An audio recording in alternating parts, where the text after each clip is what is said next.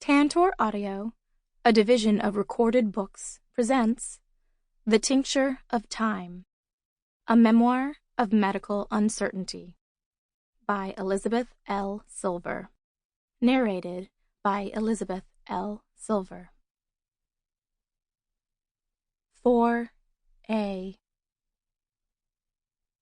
Doubt is not a pleasant condition, but certainty is an absurd one. Voltaire. Author's note. This book is an amalgamation of how I coped with the hospitalization and rehabilitation of my infant child.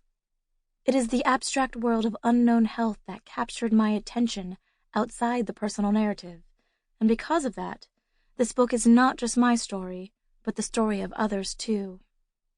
Because of this, I have changed the names of many people with whom I have spoken to protect their privacy, with the exception of some experts. Though I am not a psychologist, psychiatrist, or physician, I have cited many of them in the book, and their collective education has helped me understand several medical and philosophical theories at once confounding and satisfying. My investigation into medical uncertainty extends far beyond this book. I learned of cases of medical uncertainty as fleeting as a skinned knee or a 24-hour inability to breastfeed, and as extended and permanent as a cancer diagnosis or inherited neurological degenerative disease. Nevertheless, it bears noting that this book is not a psychological study, but rather my own exploration of what it means to cope with medical uncertainty as a patient, as a parent, and as a writer. Many kind individuals, friends and otherwise, have also consciously chosen to disclose their stories to me, and I am well aware that people who choose to do so may be fairly well along in terms of acceptance and awareness of their current medical states. Most important, my devotion remains with my family, who have suffered enough merely by sharing blood with or marriage to a writer. This is my narrative, not theirs. They are the arbiters of their own stories, and since those perspectives belong to them, it will be their choice if, when, and what to share. It is for this reason that I have also changed the name of my daughter. Part 1. Acute Uncertainty. Acute, referring to a health effect, brief, not chronic, sometimes loosely used to mean severe. Also, referring to exposure, brief, intense, short-term, sometimes specifically referring to brief exposure of high intensity. Stedman's Medical Dictionary. I was 10 years old when I watched my first surgery. It was an emergency appendectomy that turned out to be cancer of the appendix, and in hindsight, the procedure has grown to become an indelible marking of my childhood. A turning point, an experience earned like a divot on the wooden panel of my youth.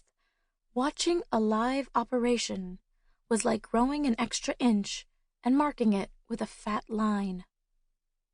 I think back to that night when as a child I watched another person befall the scalpel and willingly allow the body to unbolt. My adult eyes reimagine organs, multicolored and sealed with a mucus lining of blood, cleared for the taking, for rearranging, for tinkering. But at the time it was probably just various shades of red. My father and I were at home alone. It was 1989 and summer in New Orleans.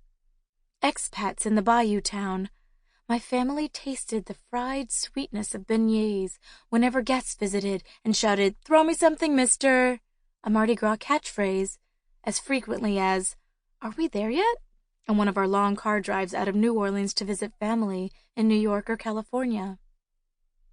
The weather was humid, and thick, moist air traveled heavy into our daily lives, making it difficult to do just about anything. New Orleans was built below sea level, though I didn't understand what that meant until I moved away at 13 and learned that people in other places were ordinarily buried below ground. Exquisite above-ground tombs were the norm. Jambalaya was on every menu, and Mardi Gras was a week off from school. New Orleans, a rare tourist haven for Americans to visit and feel as though they traveled abroad, was our hometown of narrative excess.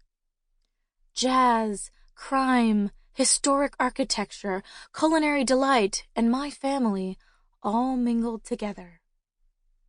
For half of my childhood, our little family unit lived in Louisiana without a strong connection to the area aside from the medical position that brought my father there. My parents had left their own parents, siblings, and friends behind in Los Angeles, where they had met and married. In New Orleans, we lived in a suburb on the west bank of the Mississippi River in Algiers Parish. My father, an infant Holocaust survivor who was raised in Poland, Germany, and Baltimore, and my mother, born and raised in Brooklyn until she transplanted to Los Angeles with her family in the 1960s, settled in the Bayou suburbs to raise their 3 young children. Pregnant in the late 1970s with me, her third, my then urban-centric mother chose to drive an extra 30 minutes to give birth at a hospital inside the city limits, purely so that the words New Orleans and not an unknown suburb would be written on my birth certificate. New Orleans, despite its welcome streets and pleasant reputation, was not my parents' home either. So, without family to help, when the emergency call for an appendectomy came in the middle of the night, my father had no choice but to bring me with him. He was in his surgical prime, the treasured mid-40s, and had been paged to the hospital for a routine operation. I don't remember where I was sleeping or what I was wearing, but I do recall my father waking me up in the middle of the night, telling me we had to go. Now. "It's just an appendectomy," he said as I rubbed my tired eyes. "Shouldn't take longer than half an hour." I nodded. My older sister was away at camp, and my mother was driving my older brother through a pop-up map of small towns in the South for sport competitions. My father was on call as a general surgeon. HIPAA, the Health Insurance Portability and Accountability Act, would not yet be enacted for another 7 years. And anonymity in medicine was as present as, well, child voyeurs in operating rooms. At the time, no one seemed particularly concerned about his taking me inside. In fact, my father told me years later that he had wanted me to observe so that I could share the experience with him. He did the same for my sister, who eventually became a doctor herself. Because it was late in the evening, there wasn't anyone to sit with me in a waiting room, so the nurses scrubbed me in, fussing over me with juvenile exhilaration as people fuss over dolls.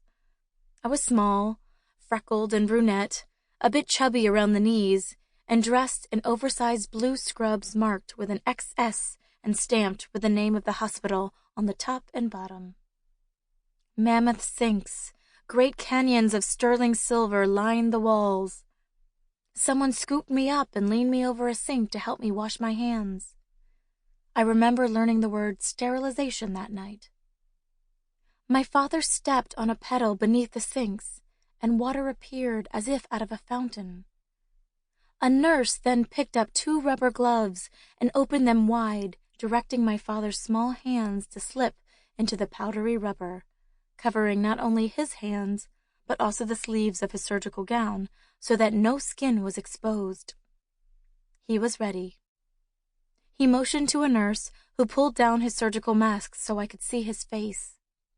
By his expression, his silent words, I knew to pay attention. "Stand right here," someone told me once we'd entered the operating room. And I did, as if I'd been put in a timeout and forced to stand in one place for hours as punishment. In reality, though, it was the opposite in every way that matters. I said nothing while I watched life transform from several feet away. I wasn't observing from above in a surgical theater, nor was I a terrified loved one on the other side of the solid door. I was standing in the corner, shivering from the air conditioning and trying to count the goosebumps as they rose from my skin. I was standing in the corner, smelling the iodine and alcohol-cleansed instruments. I was standing in the corner, on the inside. Time has a way of stretching details to fit our present needs, but there are a few particulars that have remained as powerful today as they were 25 years ago. First, the stark color contrasts that accompanied the initial incision. The patient's abdomen, though I can't remember if it belonged to a man or a woman, was pale white against the iodine. A thick yellow was brushed over the skin to prevent infection, and the patient's body no longer seemed human, but rather like a workbench. Words were exchanged, and then, almost out of nowhere, a line of dark crimson appeared. Centimeters, maybe, a foot long, perhaps? I can't recall. This was before laparoscopy and the preservation of bikini lines, so surgeons were able to cut wherever best for the surgery itself. I don't even remember seeing the scalpel cut into flesh when the dark line appeared. The patient was lying behind a curtain of blue paper, asleep with her or his belly intact until the blood appeared. It's this palette that I haven't forgotten. Creamy white, bright yellow, and then the dark line of red, a sort of medical color primers for beginners. My father and the others were talking, I know. I heard them, but I don't recall a single word. I was fixated, trying to watch, hoping to see what I could from my little corner on the inside. Once the incision was made, hands, presumably my father's, opened the body and flipped the skin to the sides like pages of a book. Years later, I realized that what I saw beneath the skin that day was an exceptional story, perhaps the most exceptional of my life.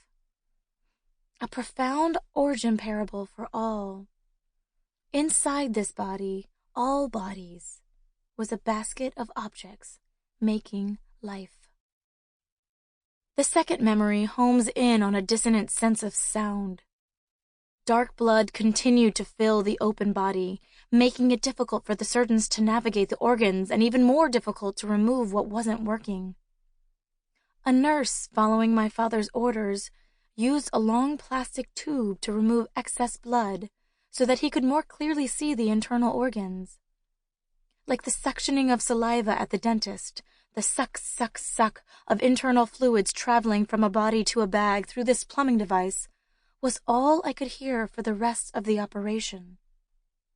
It was the only part of the 3-hour surgery that left me queasy. After that, everything in my memory goes blank. A fast-forwarding of life, blackened by dim lights and dark colors. 25 years later, my father and I both remember that evening with fondness.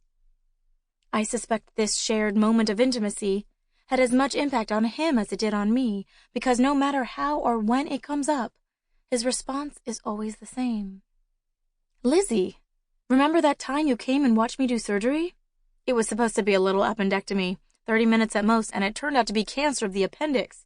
You saw a good one." "I do," I exclaim, each time it comes up, which is more frequently than may seem healthy. We both get equally excited, particularly because the patient's cancer was discovered and removed so early. At 10, I had been reading Anne of Green Gables, learning fractions and decimals, and wanting to have sleepovers with my friends. Admittedly, I had been privileged. I'd seen little of violence or trauma in my young life, yet the crisp redness of blood hardly bothered me. In many ways, perhaps it even fueled me to understand where it came from, what it did. To some, this excess thrill may sound callous. To others, the joy surgeons take in a successful and life-affirming choice of work is obvious. They view a problem and are trained to go in and fix it, just like a repairman, which is why they are often nicknamed the mechanics of the medical world. our excitement stemmed from my father's having facilitated a clear solution to someone's health problems. Removing that emotional bond empowers and enables these trained technicians to perform their highly skilled jobs effectively. So each time my father's face lit with enthusiasm, remembering the appendectomy, he was reliving that sense of challenge and accomplishment. At 10, this made perfect sense to me. When there is a problem, cut it out and allow the body to heal. That evening spent with my father quickly became the guiding thread of my own medical story. That of a person who refused to find fear in an operating room or hospital, who trusted medicine and those who practice it faithfully, who believed an answer existed where a doctorate resided, who silently judged those who questioned the clarity of science, who refused to worry about the answers because they would come. They always did. Certainty in medicine, like the New York subway system, always seemed to arrive, even if occasionally a few minutes late. The answers were comforting, available, and effortlessly clear, until they were not. A two-headed beast. Like most writers, I have unpublished work sitting on my hard drive. My 20s were spent working and writing-related jobs, traveling, teaching English, and in graduate school for both creative writing and law. I wrote 2 novels before selling my third, which appeared in bookstores 1 week after I learned I was pregnant.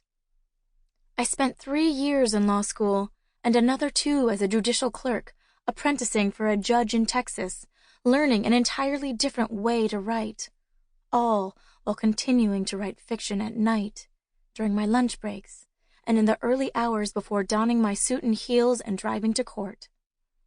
But my first 2 books, the ones that I call my stillborn novels, both begin in emergency rooms. It's not that I planned this kinship. Like my own life, the lives of these books begin in the heightened drama of a hospital. Perhaps there is something romantic about the intensity of emergency rooms that attracts me to the subject matter. Great orbits of mystery, misery, hope. Platforms for dramatic storytelling. Emergency rooms are spaces filled with anticipation, primal in their emotional pull. Broad cross-sections of society, perhaps more accurate than jury duty in reflecting a community, they present humanity at its most raw. Illness escapes no one, and injury has no favorites. Good health is an unrigged lottery. Despite some people's attempts at warding away illness and injury, and even death, at some point in time, at least one comes for everyone. In Greek mythology, there is a well-known gatekeeper to the underworld, Cerberus, a poly-headed beast who resides as a face of fear for so many heroes trying to pass through to the other side. In paintings and in literature, he can take shape with as few as 2 or as many as 50 heads, though most representations depict him with 3. A canine monster who glances in all directions. His gaze cannot be escaped. Whether quadrupled or multiplied by the dozens, the eyes of Cerberus monitor the entrance and exit of the underworld, allowing some in and others out. Emergency room triage, the process by which medical experts decide who is seen first based on urgent medical need, is not unlike this mythological beast, guiding some souls in and refusing entry for others. Though it is a hospital to all, it can represent either Hades or heaven, depending on your perspective. Some souls will remain forever in the underworld of hospitals, while others are lucky enough to escape. On March 12th, the day my husband Amir and I learned that our 6-week-old daughter fell victim to seizure, we came face to face with this 2-headed beast twice. Once in the afternoon and once in the late evening in an entirely different hospital. Children's Hospital. It's around 9 o'clock in the evening, the dawn of springtime in Los Angeles. Our daughter Abby was born just 6 weeks earlier in the height of winter, and Amir and I had left the hospital in t-shirts and flip-flops, laughing, chatting, speaking to everyone in our line of vision about our new daughter. On this evening in March, though, we drive to Children's Hospital Los Angeles in muted silence. Something is wrong, but we don't speak about it. Instead, I sit in the back beside Abby's car seat while Amir drives the few miles across town. We park and walk into the emergency department with a conflicted sense of urgency and composure. One hand grips my phone and another my driver's license and insurance card, while Amir cradles Abby in his arms. Abby appears healthy. No scrapes coat her face. No bruises, cuts, or other stains of a fall adorn any part of her complexion. We had unknowingly dressed her in the same outfit she had worn home from the hospital 44 days earlier, when she was still acquainting herself with this world. A striped overnight onesie with attached feet and a bunny rabbit on the front. Amir and I had both agreed when we purchased it that it would do. It wasn't too girly and had no silly phrases on it like princess or daddy's little girl or mommy sweetie. Although we wanted to avoid genderizing colors altogether, the soft ears of the bunny, long and bursting with pink fleece comfort, sold us. This would be her hospital outfit. A little boy, perhaps 7 or 8 years of age, waits with his father on the line at the intake desk just before us. I had seen them walking in while we were parking. The little boy doesn't look sick either. It's a 3-hour wait, the intake nurse tells the father, as he tries to express the severity of his son's condition. I can see it in the father's face. Wrinkles sprouting, puffs of short breath, panic. What will become of my son? When can we see a doctor? We need a doctor now, he must be thinking. Amir kisses Abby's forehead and bounces her lightly on his chest while he finishes speaking. I want him to speak faster. Shh. Amir whispers into her ear. Shh. As soon as the father finishes filling out his paperwork, I watch them journey to find an open seat relatively distant from coughing adolescents and crying toddlers, while we are called by the intake nurse. I lean over to kiss Abby on her cheek. It is still and quiet. Amir, a physician himself who refuses to introduce himself as a doctor or use his professional medical identity for favors, steps forward and speaks first, succumbing to parental necessity. Our 6-week-old has been vomiting for 24 hours, he tells the intake nurse calmly, as if rounding on any patient. She was born healthy, full-term via cesarean 6 weeks ago. But in the last few hours, she has been experiencing what we think are seizures.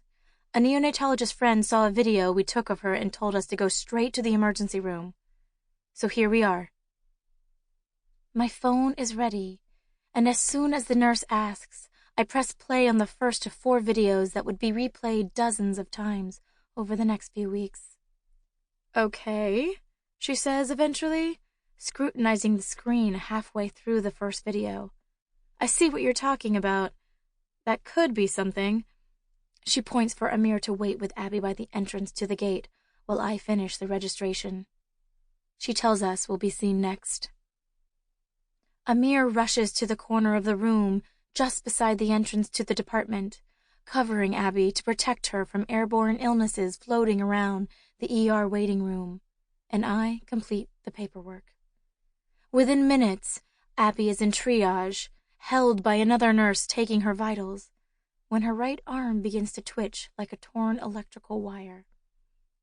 See, we say, directing her attention back to Abby. Now it's getting worse. Her arm twitches in syncopation with the corner of her mouth, while the time between movements grows shorter and the movements themselves larger. Look, I say. Is it a seizure? It looks like a seizure. I glance at Amir, who refuses to abandon Abby's gaze. I ask again. Is it a seizure? It isn't a full-body seizure. That I know. It isn't grand mal, the type that involves both the loss of consciousness and full-bodied muscle contractions. I replay the conversation over the phone when we sent the videos to friends in the know. It looks like it could be a focal seizure. If it were my kid, I'd go to Children's Hospital right now. I am comforted when doctors say things like this. If it were me, I'd do this. If it were my kid, I'd go here. It lends a sense of intimacy, shared experience, family. We are all in this together. Is it a seizure? I ask again. Nobody answers. Let's go, the triage nurse says in a conflicting balance of calmness and urgency. She carries Abby away, leading us from triage through the narrow hallways and into the intestines of the emergency department. All around us are rooms in which infants and toddlers, adolescents, and young adults are subjects on examining tables. In each room, teams of professional arms stretch outward from nameless patients whose faces are etched in anguish. There are cries and calm voices, orders barked and orders melodically requested, people speaking in English, in Spanish, in Mandarin, in Japanese, in Russian, all operating as part of the machinery of the department. Each person has a role to play, and color-coded by scrubs, fulfills it. We follow the nurse holding Abby until we come to a private room, and she hands Abby to someone else. I don't know anyone's name. I don't know anyone's education, or training, or years of experience, save a snap judgment I often make on age. At least a dozen medical providers swarm over her, pushing Amir and me to the edges, where the macabre beauty of science materializes in seconds. A perverse tableau, plucked from the cutting room floor of a B-rated horror film, blocks before us, frame by frame. Frame 1. Nurses and physicians and assistants hold down her 9-pound body on the gurney. At least 8 wires are attached to her torso, a nasal cannula taped around her cheeks. Round silver stickers suctioned to her chest to account for her pulse, her breathing, her heart rate. Frame 2. She is crying, her tears and hysteria escalating as they insert an IV catheter into the only hair-sized vein they can tap. Access through both feet and one hand has been blown from an earlier ER visit. This is not our first visit of the day. This was not the first time something seemed wrong. The firsts don't always seem so frightful when they appear. Outliers, accidents, but not reality. Twice, of course, is a concern. 3 times, a pattern. We didn't want to wait for a pattern to emerge. Frame 3. Wires snake through her, a Luis Buñuel film come to life. Hands levitate around her, eventually holding down her arms and legs. They are blue, covered by plastic to protect everyone, except for me. Someone wearing blue scrubs tells us we can come to her side and comfort her. So my naked hand is now on top of her too, holding a light blue pacifier in her mouth. Frame 4. An IV is connected to the catheter in her hand. Phenobarbital is administered through the IV to stop the seizures. White ID bracelets tag her left ankle, while a splint is taped around her arm to keep the IV in place. Frames 5 through 8. Needle upon needle is removed from plastic casings and inserted into her foot and into the back of her hand for fluids, for administration of future medication, for conscious sedation, for blood cultures, all to find the etiology of the seizure, its origin, and to stop it. Frame 9. Something goes wrong.